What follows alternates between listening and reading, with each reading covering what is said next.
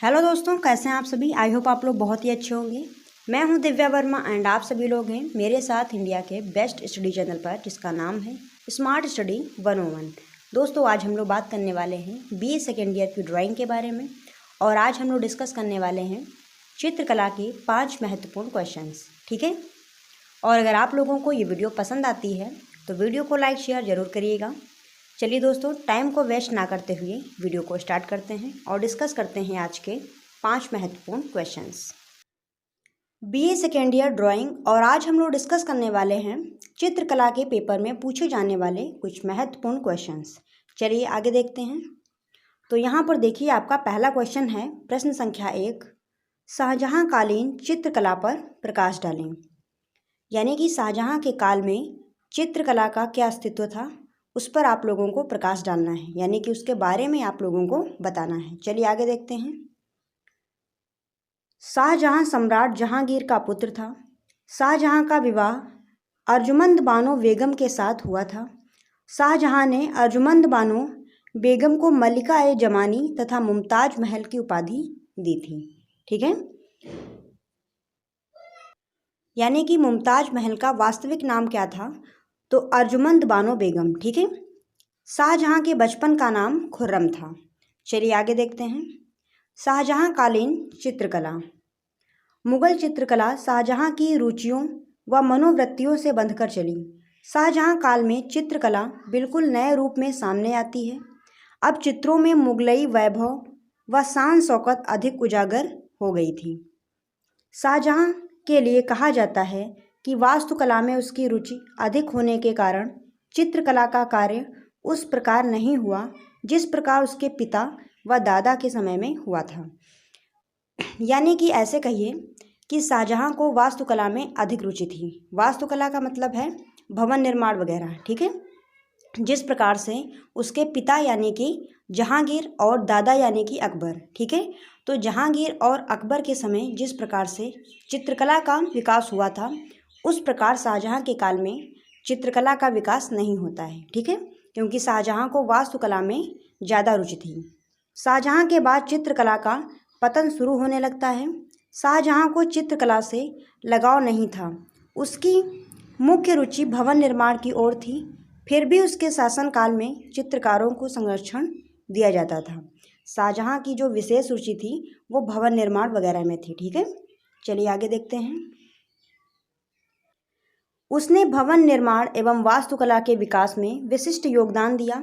शाहजहां द्वारा निर्मित भवनों में मोती मस्जिद, जामा मस्जिद, लाल किला तथा दीवाने आम व दीवाने खास महत्वपूर्ण स्थान रखते हैं। ठीक है।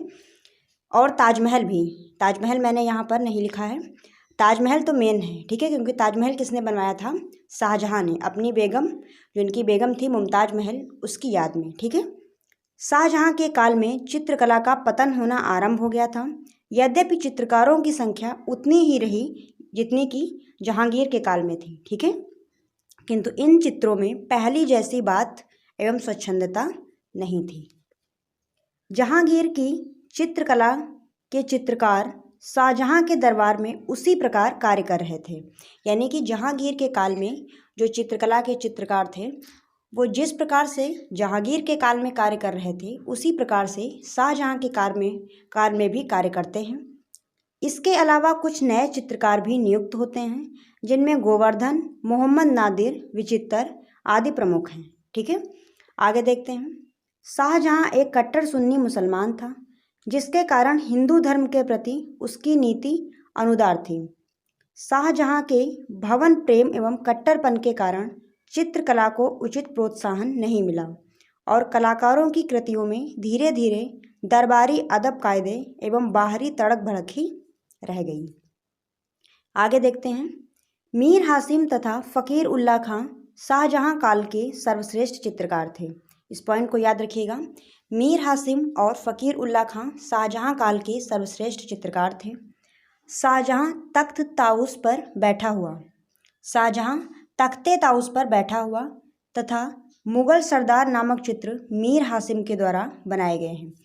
ये दो चित्र हैं शाहजहां काल के। शाहजहां तख्ते ताउस पर बैठा हुआ और दूसरा चित्र है मुगल सरदार। ये दोनों चित्र मीर हासिम के द्वारा बनाए गए हैं। कबीर और रैदास नामक चित्र फ़कीर उल्ला खां के द्वारा बनाए गए हैं। आगे देखते हैं। प्रश्न संख्या 2, शाहजहां कालीन चित्रों की विशेषताएं बताइए। शाहजहां कालीन में जो चित्र बने हैं, यानी कि शाहजहां के काल में जो चित्र बनाए गए हैं, उनकी क्या प्रमुख विशेषताएं थी, ये आप लोगों को बताना है। चलिए आगे देखते हैं। शाहजहां कालीन चित्रों की विशेषताएं। शाहजहां ने चित्रकला के स्थान पर वास्तुकला को प्राथमिकता दी और शाहजहां काल की चित्रकला पहले जितनी प्रभावी नहीं रही। शाहजहां काल में दरबारी वैभव से संबंधित चित्रों का निर्माण अत्यधिक रूप से हुआ है, यानी कि दरबार की जो शान शौकत थी उसका चित्र शाहजहां के काल में अधिकतर हुआ है। आगे देखते हैं। स्याह कलम का प्रयोग शाहजहां काल में वस्त्रों में उभार लाने के लिए अत्यधिक किया गया है। चित्रों में जो वस्त्र बनाए जाते हैं, वस्त्रों की उभार लाने के लिए यहाँ पर स्याह कलम का प्रयोग किया गया है।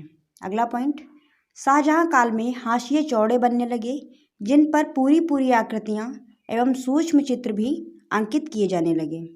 यहाँ स्त्रियों के चित्र बहुतायत मिलते हैं। शाहजहां कालीन में स्त्रियों के चित्र अधिक मात्रा में मिले हैं। आगे देखते हैं। शाहजहां काल में चमकदार रंग व सोने चांदी के रंगों का अत्यधिक प्रयोग हुआ है तथा पगड़ियाँ छज्जेदार बनाई जाने लगीं। शाहजहां काल में पगड़ियाँ कैसी बनाई जाती थी? छज्जेदार। ठीक है। यहाँ रंगों में सूफियानापन है तथा मिश्रित रंगों की छाया प्रकाश वाली व्यवस्था अपनाई गई है। शाहजहां कालीन चित्रों की प्रमुख विशेषता स्याह कलम है। चलिए आगे देखते हैं। शाहजहां को हिंसा कुरूपता बिल्कुल भी पसंद नहीं थी, इसलिए इसके काल की कला में शिकार, मवेशियों की लड़ाई, हिंसा व युद्ध दृश्य जैसे विषयों के चित्रण का पूर्णतः अभाव है, जबकि सुंदर एवं ऐश्वर्य के प्रतीक जैसे तत्वों की भरमार है। शाहजहां को हिंसा और कुरूपता बिल्कुल भी पसंद नहीं थी। ठीक है। इसीलिए इसके काल में जो चित्र बनाए गए हैं उनमें मवेशियों की लड़ाई, मवेशी यानी कि पशु, ठीक है, तो पशुओं की लड़ाई, हिंसा और युद्ध जैसे चित्रों का अभाव है। यहाँ पर सुंदर और ऐश्वर्य प्रधान चित्र बनाए गए हैं।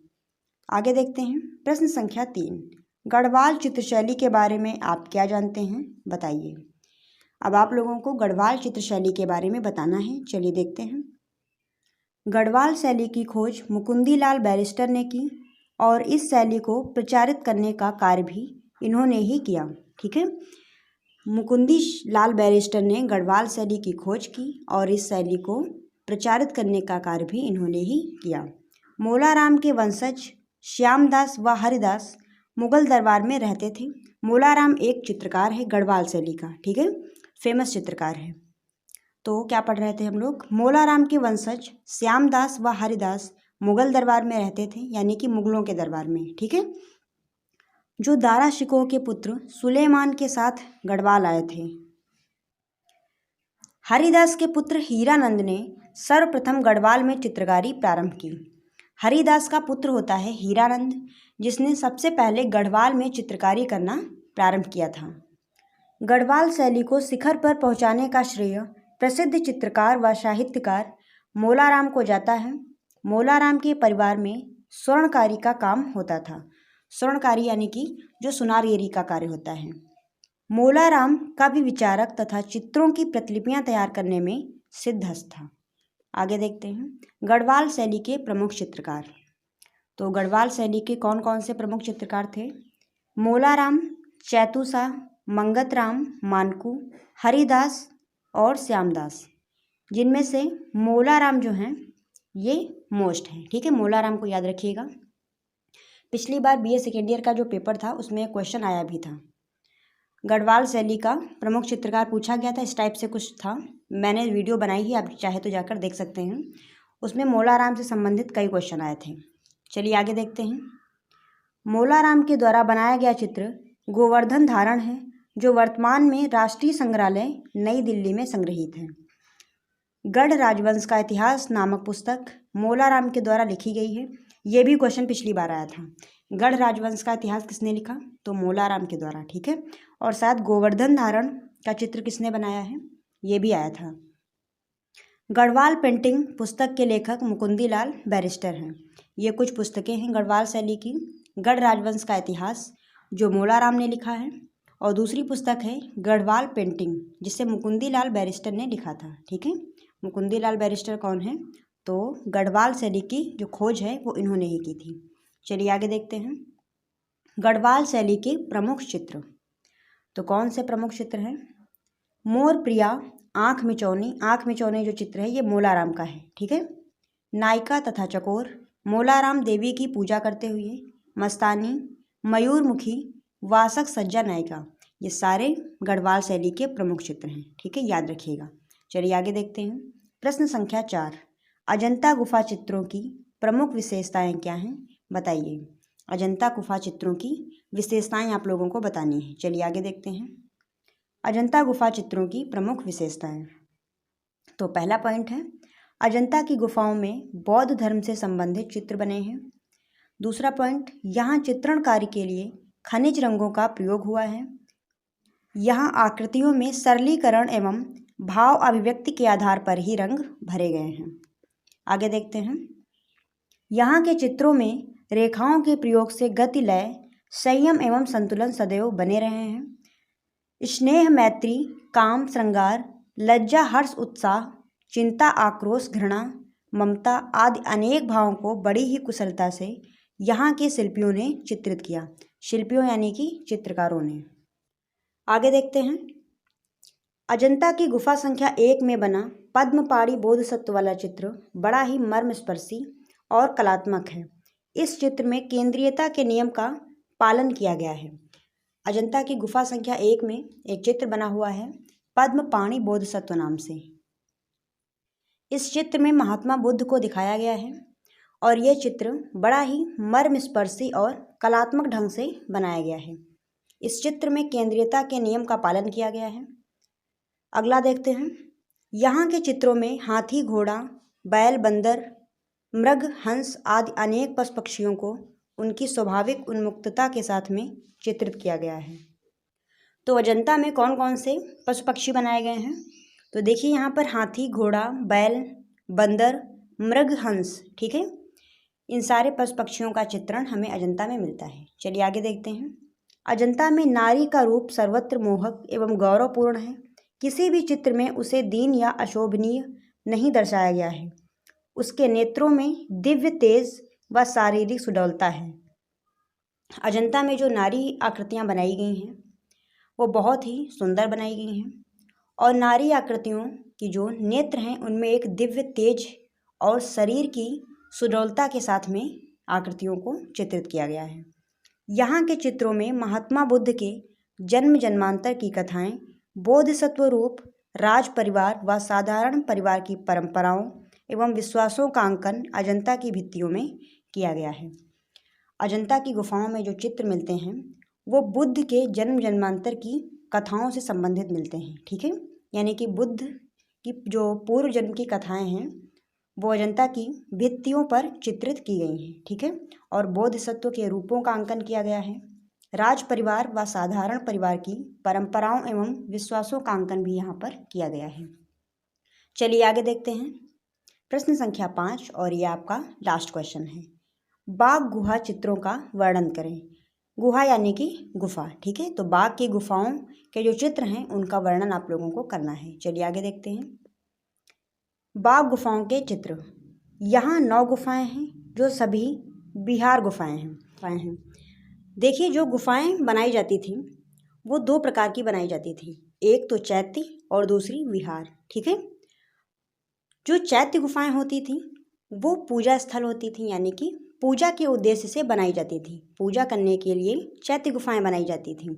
और जो विहार गुफाएं होती थीं वो बौद्ध भिक्षुओं के निवास स्थल होती थीं, यानी कि बौद्ध भिक्षुओं के निवास हेतु या फिर रहने के लिए जो गुफाएं बनाई जाती थीं उन्हें विहार गुफाएं कहते थे। ठीक है, लेकिन जो बाघ में गुफाएं बनाई गई हैं वो सभी कैसी हैं?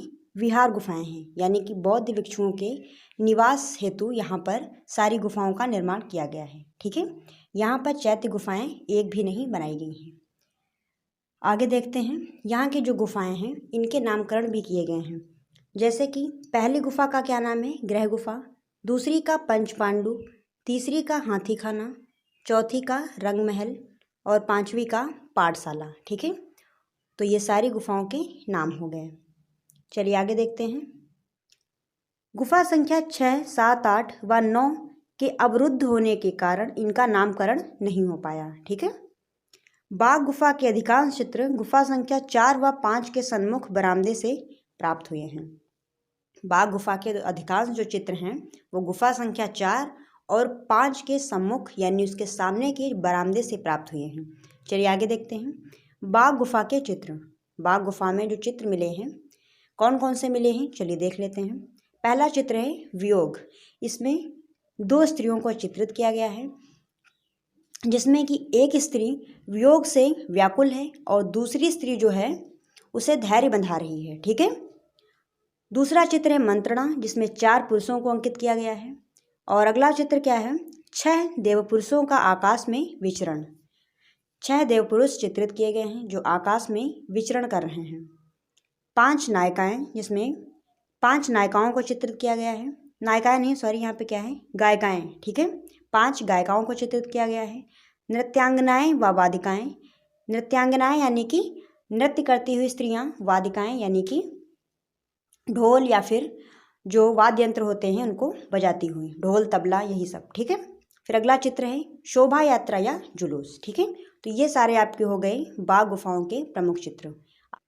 अगर आप लोगों को बाघ गुफा के बारे में डिटेल में पढ़ना है तो मैंने इस पर एक प्रॉपर वीडियो बनाई हुई है जो आपको चैनल पे जाकर वहाँ से मिल जाएगी। ठीक है। अगर आप पढ़ना चाहते हैं, इच्छुक हैं, तो वहाँ से जाकर पढ़ सकते हैं। और आज के लिए बस यहीं तक। आई होप आप लोगों को ये वीडियो पसंद आई होगी। और वीडियो अगर पसंद आई है तो वीडियो को लाइक शेयर जरूर करिएगा। चैनल पर नए हो तो चैनल को सब्सक्राइब करके ही जाइएगा। फिर मिलते हैं दोस्तों ऐसे ही किसी न्यू वीडियो के साथ। तब तक आप बने रहिए हमारे साथ। धन्यवाद दोस्तों। जय हिंद।